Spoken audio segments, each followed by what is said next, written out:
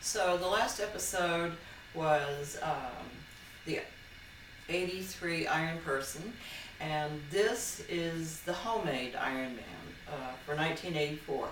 And on this episode, you'll see first a photograph of our Penticton, members of our Penticton pipe band, and this was when the tradition began to first pipe our athletes into the swim start.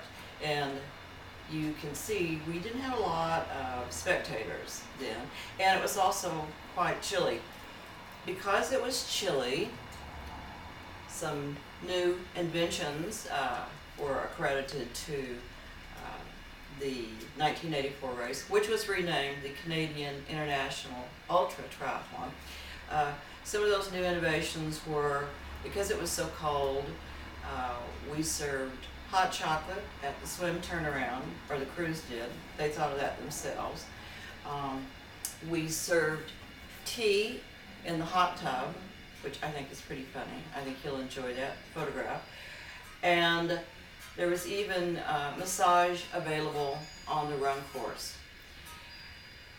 Also, and one other tradition that I know lasted even until last year, and that's giving every Ironman finisher the finisher's tape.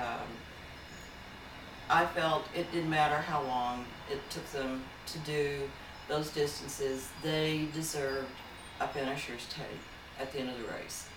And so that's a tradition that began in 1984 and continued until last year, I understand. Next, I'm really happy to introduce our the first recipient of our A Few Good Men Awards. That designation is intended to acknowledge and recognize the men who in the earliest days of Ironman did the most to get us up and going, and yet were never really recognized. And that first fellow is Harold Yuki. Harold was our equipment and construction captain. Wait a minute, I'm going to close the door. Be right back. Harold will keep you company. Harold Yuki was sent to us after the 84 race by our Office of Human Resources in Penticton. And his job was to build stop signs, bike racks, and gear bag racks. They were all built in my backyard.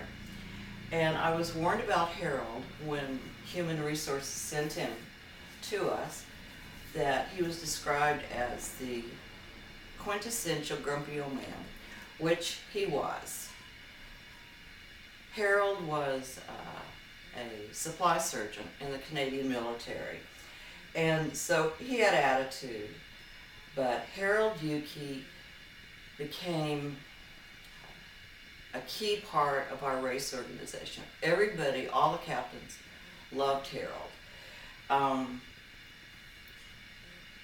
If you ever called our office during what I call the Aloha years, before 1990, and had a fellow answer the phone, "Yellow, Ironman," you met Harold Yuki.